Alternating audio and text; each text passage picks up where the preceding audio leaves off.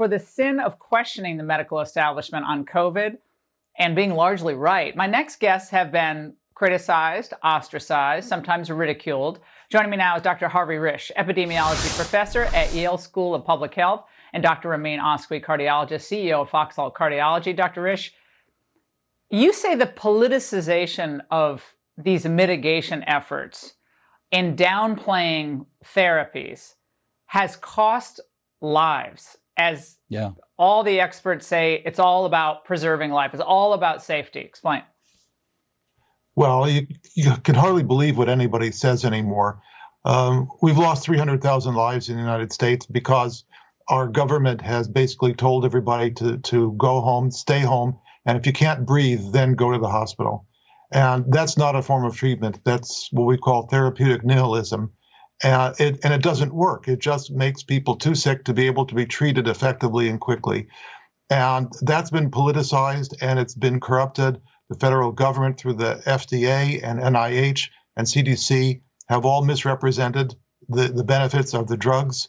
They've misrepresented the hazards, the lack of hazards of the drugs.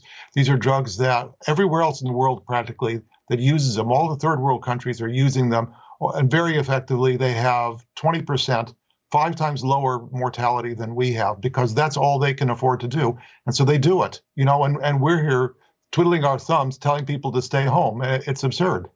Yeah, and Dr. Oskoui, obviously you've been leading on this with so many others.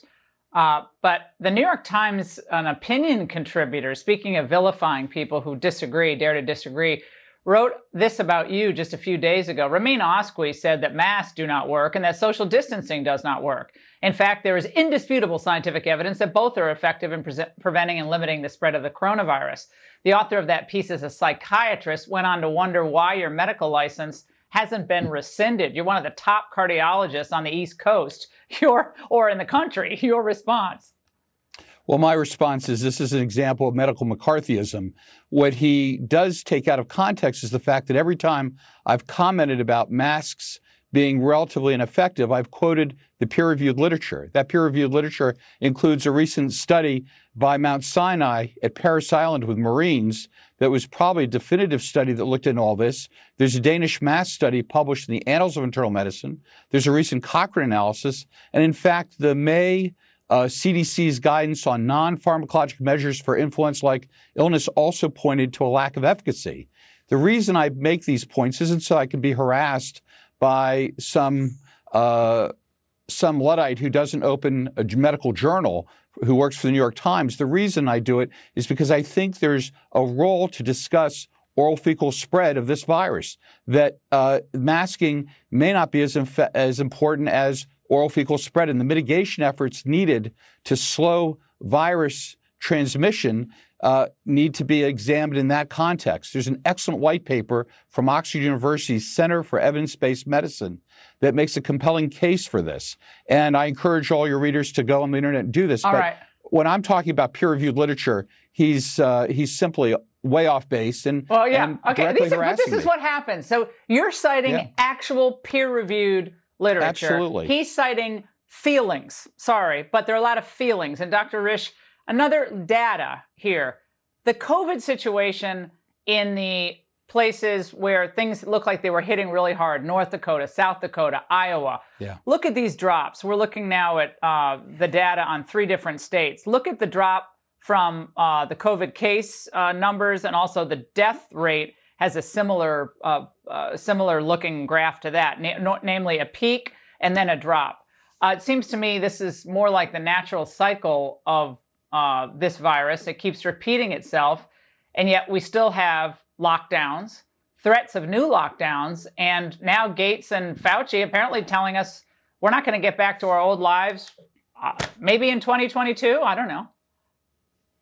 Well, what we're seeing is the CDC has said that for all of the cases that have been registered, identified, there's approximately 6-fold more people in the population who've actually been infected, and most of them are asymptomatic.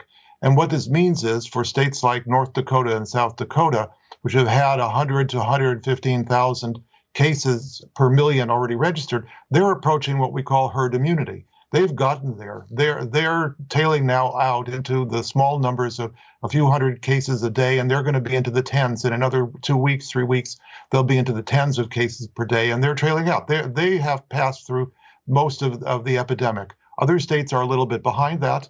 Some states haven't even gotten there yet, but that's where we're going. Yeah, so in that case, Dr. Oskoui, literally 10 seconds. I mean, people want to get vaccinated, they want to get vaccinated, but in that case, it wouldn't be necessary, correct? No, it wouldn't. Vaccination creates artificial herd immunity. It looks like natural herd immunity is already developing. I would say we have limited numbers of vaccine doses. Give them to the people that are high risk, and let's see what happens in terms of side effects. All right, this gentlemen, is some time where you need to stand back. Yeah, we got to roll, but thank you so much, both of you.